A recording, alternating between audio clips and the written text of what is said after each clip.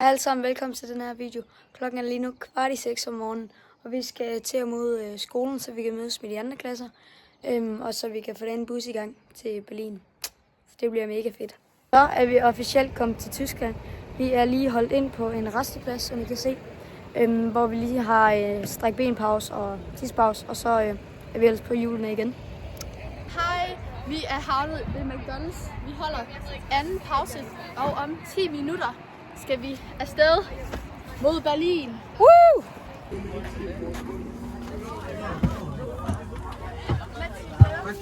Ja, så er vi så ankommet til Sachsenhaus, hvor vi skal bruge 2 timer for at explore stedet her fra 2. verdenskrig. Så det bliver rigtig spændende. Yes.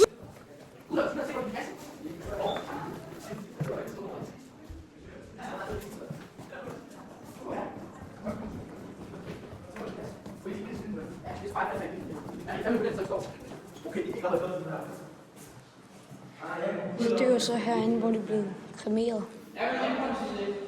Liderne. Så er klokken officielt kram aftentid. Mens jeg ikke lige filmede, så var vi nede i byen, hvor vi lige fik noget kebab og sådan lidt. Men nu skal vi egentlig bare lægge os til at falde til ro og lige få børste vores tænder. Det er selvfølgelig rigtig vigtigt nok. Ja, og ellers så ses vi bare i morgen tidlig.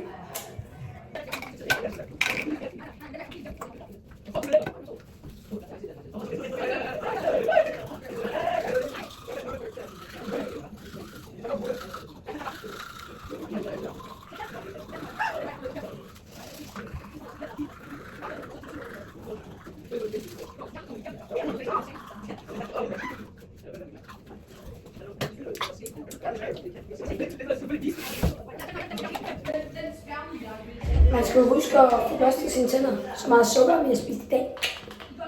Godmorgen. Det er dag 2 af Berlin-turen.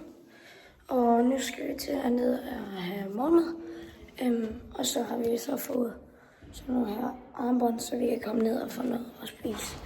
Og ellers så skal vi bare nyde dagen. Og hvad hedder du? Så kan jeg lige følge dig. Jeg hedder du bare Nora et eller andet.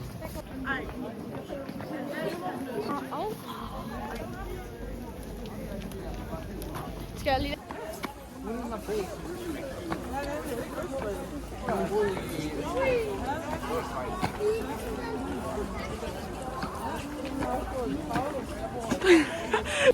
Nu er det vores første hele dag i Berlin, og vi går hen og skal til noget riddersport noget, og vi oplever en masse ting. Og det er virkelig, og der er rigtig meget politi, synes jeg. Og prøv at se den der bygning, der er Der er mange sværdigheder og kæmpe bygninger i Berlin. Så ja.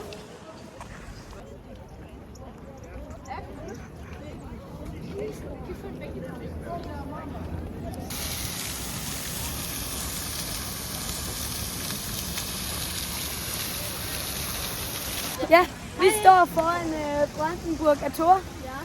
Og her kan man ligesom se, hvor muren engang er gået igennem. Det var lige i midten. Fine heste på toppen, og det er bare så godt.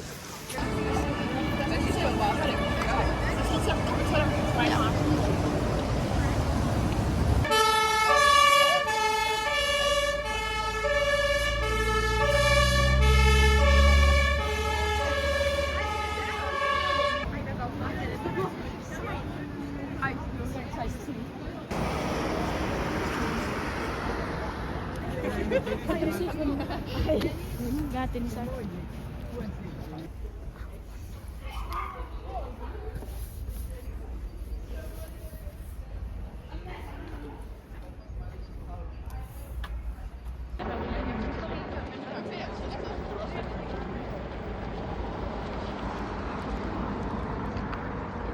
Så er vi endelig ankommet til Riddersportmuseet, som vi kan se her i baggrunden.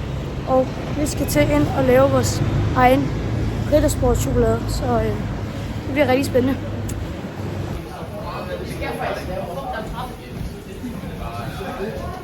It's a chocolate cream for you in the cup. Jeg tror, Brings a cup with tror- ingredients and Tobi, jeg tror, du skal tage den her længst, den der var, fordi jeg tror, der er on mest top laktose i. of the malt. Så er vi officielt blevet færdige med at lave vores chokolade. Nu har vi fået lov til at spise den. Så folk de er gået godt i gang. Er det lækkert? Det er godt. Så er vi blevet færdige på Museum Rittersport. Og vi har fået lavet vores chokolader. Jeg lavede en med hvid chokolade og skumfidus, Haribo og Smarties i. Dem lavede vi så 2 af. Og nu ved jeg ikke helt, hvor vi skal hen. Men det var i hvert fald rigtig sjovt at lave sådan en.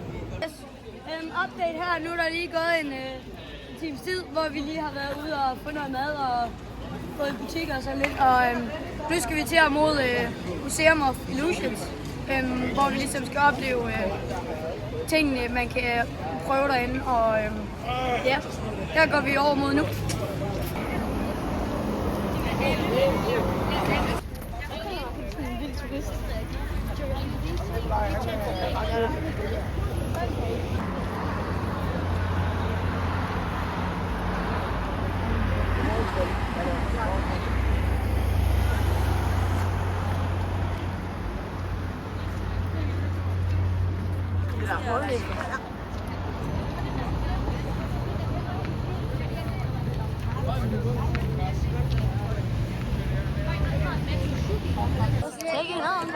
Fuck, jeg tror slet, jeg skulle vinde. Jeg håber ikke, du tager den der med. Okay, måske skulle vi lige sidste. Vi gør det igen, hvor vi sidste.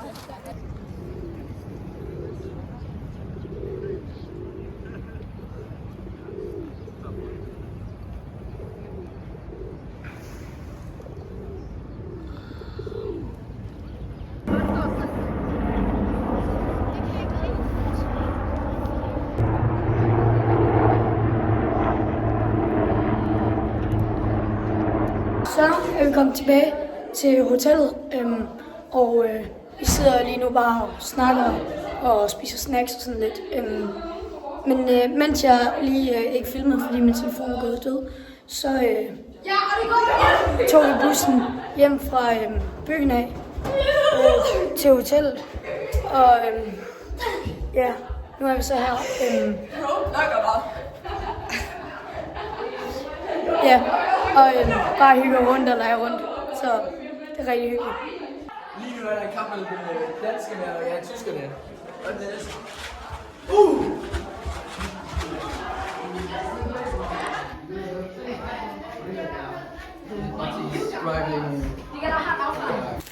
Okay, så har vi en taste her på den chokolade, jeg lavede tidligere i dag. Hvor jeg lavede, som sagt, med hvid chokolade og vingummi og skumfiduser og Smarties. Så den vil jeg prøve nu. Den er da blevet lidt smeltet, fordi vi har gået uden for hele dagen.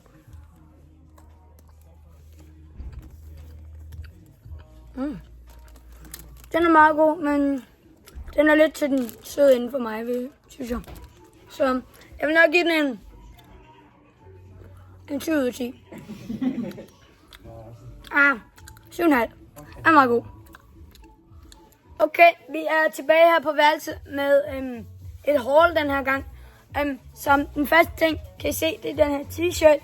Jeg tror, det er en slags polo t-shirt eller et eller andet. Men den er i hvert fald mega dejlig og flot. Og så det næste, jeg købte, det var den her. Den købte jeg i Zara. Og for det resten, den her, den købte jeg i Primark. Det er bare den her basic sort t-shirt, den købte jeg i Zara. Ja, og den betalte en af mine venner, som hed Jakob. Den betalte han for. Så flink var han. Det var mega rart. Og så den næste var i Primark igen. Der shoppede jeg rigtig meget rundt. Og det var den her blå polo t-shirt, tror jeg det er. Den er mega flot til om sommeren, når man skal være lidt finere. Og så har vi et lidt mere sådan noget, restaurant Palm Beach vibe t-shirt. Med en mega dejlig følelse, når man går i den. Fordi det materiale, den er lavet ud af, det er mega behageligt at gå i. Og så er det dem her shorts, som nok et af mine yndlingskøb, jeg lavede i dag. Det er mest fordi materialet det er så blødt og dejligt som at have et tæppe på. Ja, og så er de bare generelt mega flotte. Så ja, det var vist alt, jeg købte. Så det var mit haul. Okay, så en lille update herfra. Fra dag 2 i Berlin. Klokken er lige nu snart 11. Og vi er simpelthen bare lagt os til ro, fordi vi vil gerne have mest muligt ud af dagen i morgen. Fordi vi er helt pumpet lige nu, og er vi næsten alle sammen faldet i søvn. Men så ses vi vel bare ellers i morgen. Så er det blevet dag 3 her i Berlin, og vi skal til ned og have noget morgenmad nu. Og så skal vi tage en bus kl. 10:30 til Olympia Station, tror jeg det hed. Så det bliver mega fedt. Så ses vi der. Så er vi kommet i bussen, og vi skal til Olympia nu. Og så efter så skal vi også se nogle vægmalerier, så det bliver rigtig spændende og sjovt. Har du noget at sige, Oliver? Ja, det bliver grineren. Men nu skal vi ellers bare nyde bussturen, og så er vi der lige om lidt. Vi skulle ankomme til Olympia. Og så Mads. Vi har lige fået taget nogle gruppebilleder, og det var mega lækkert vejr, godt ude. Så ja, nu skal vi ellers bare nyde det her, og så skal vi videre til en anden destination. Det er hyggeligt.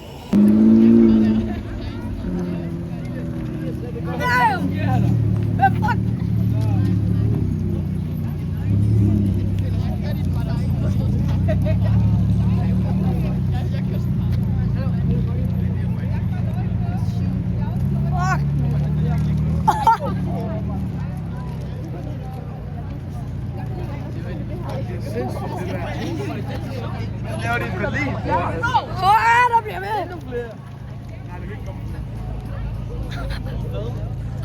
This is really carrying our shit. Let's go this way. That's why. Shitcar. Det er den der. Det var ikke den der ude, du snakker om. Han kommer herind.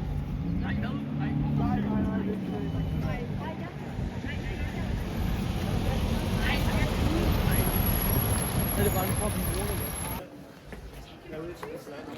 The stadium has a facade made of natural stones. Makes it look even older. Well, that's part of how old it is. So VIP, VVIP. And is it, yeah, you said like tomorrow you leave Berlin. So you are right now a little bit used to euros, I guess, right? Because I can give you also an idea of our prices here. Det er jo underground, det er jo Olympia Stadion her. Det er fucking fint. Ja, det er virkelig godt. Dreng, ikke træde den helt Det dufter. Wow.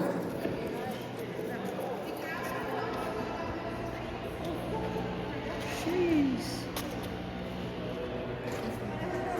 Ej, det ser ikke godt ud.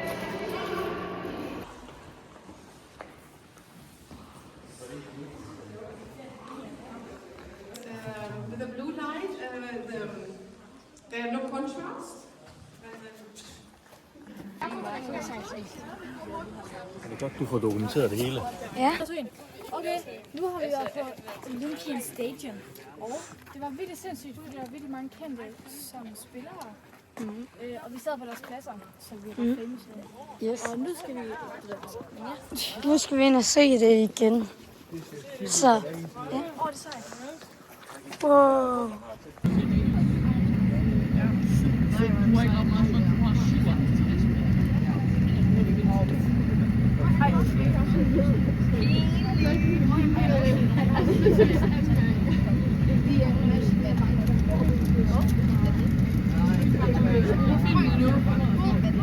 Så, nu er vi kommet ud af moskeen, og man må desværre ikke filme derinde, så det var lidt træls. Men nu er vi egentlig bare på vej over til Berlinmuren, hvor der er blevet malet graffiti og sådan lidt. Så det er på vej til nu.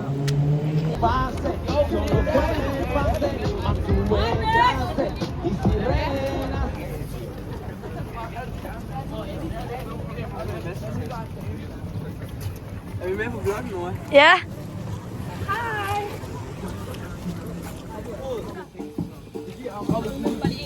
Oliver.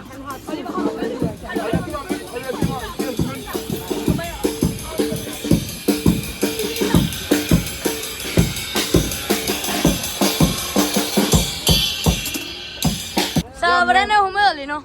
Jamen, humøret er rigtig godt. Vi går her i Berlinermuren. Og ja, der er helt vildt. Positive vibes. Helt vildt finurligt. Og nu har vi lige set sådan en rigtig flot bil der. Så. Gutter, den der. Den skal vi lige have til at kan klippe af.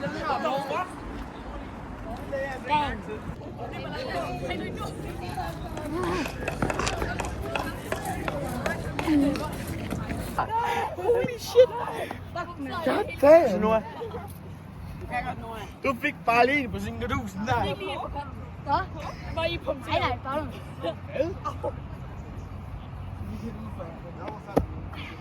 Flot, Noah. Noah, kom. Pop lige sådan en. Noah, kom. Kom. Hvad gør det? Ja. Hvor mange skridt har vi? Jeg tager venstre og højre. Ja.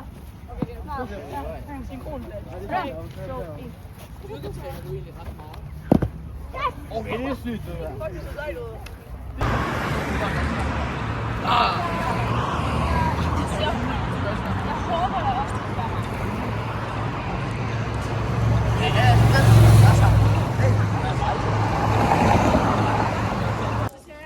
Vi går tilbage til bussen, og vi har lige set den der Eastside Berlinermuren, altså, og det er den længste stadigvæk stående del af Berlinermuren.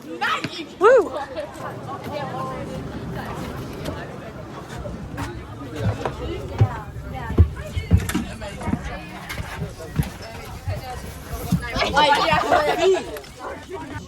Update herfra. Vi kom i bussen, og vi sidder her, og nu skal vi til hotellet, og så skal vi nok ud og handle nogle snacks.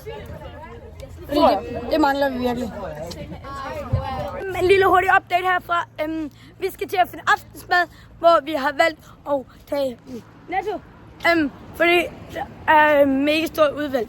Og ja, så ser vi, om vi finder noget der. Ellers så vælger vi nok bare et pizzeria eller et eller andet, men det finder vi ud af til den tid. Det er udgangen. Vi filmer selv. Okay, så nu har vi været over i Netto og købt noget mad, og så har vi lige snakket med nogle mennesker, og nu er vi på vej tilbage. Yes. Ich hab's doch gesagt, ey, die wollten, dass ich irgendwas sage auf Deutsch und dabei böse klinge. Oder wenn ich das normal sage.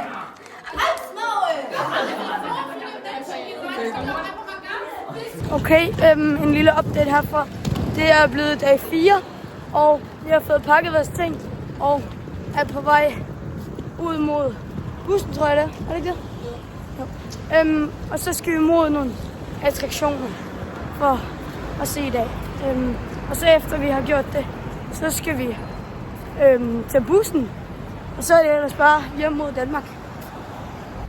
Yes, så er vi kommet til museerne, hvor vi skal ind og prøve deres faciliteter, og det får I nogle klip af. Hvad fuck? Noah! Med mig. Fuck er det her?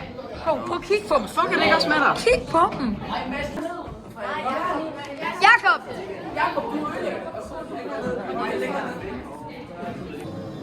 Wow! Jeg drejer faktisk.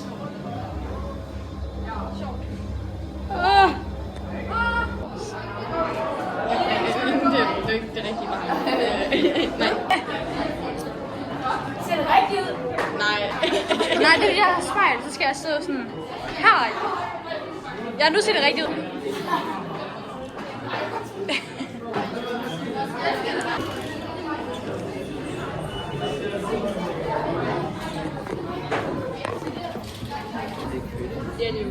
Jeg fatter ikke, hvordan det giver mening. Nej, helt seriøst.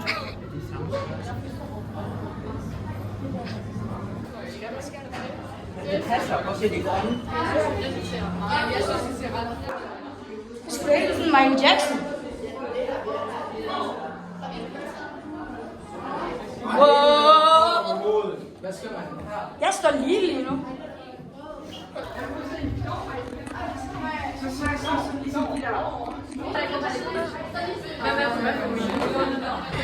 Jeg har fået. Okay. Ja, det er fordi, det skal du skal hente dog. Jeg også have skrevet.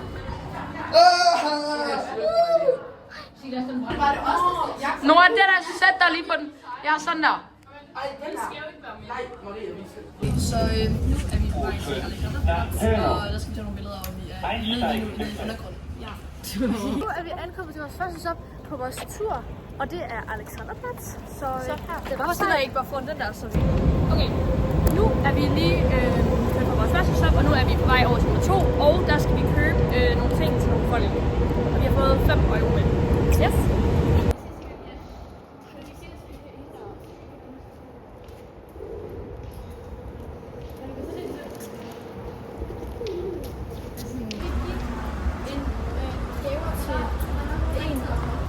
Som har brug for det.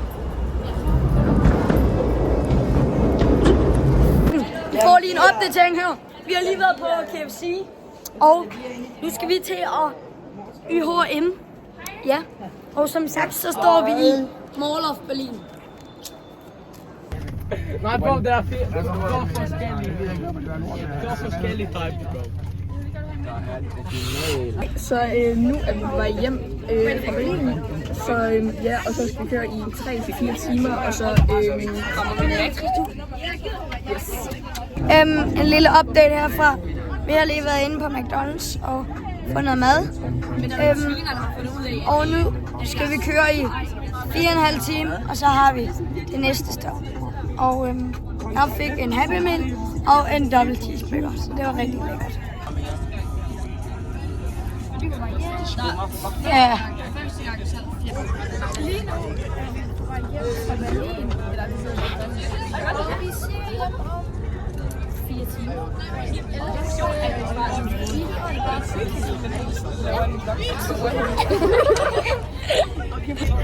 Åh, shit! Ja, der er noget.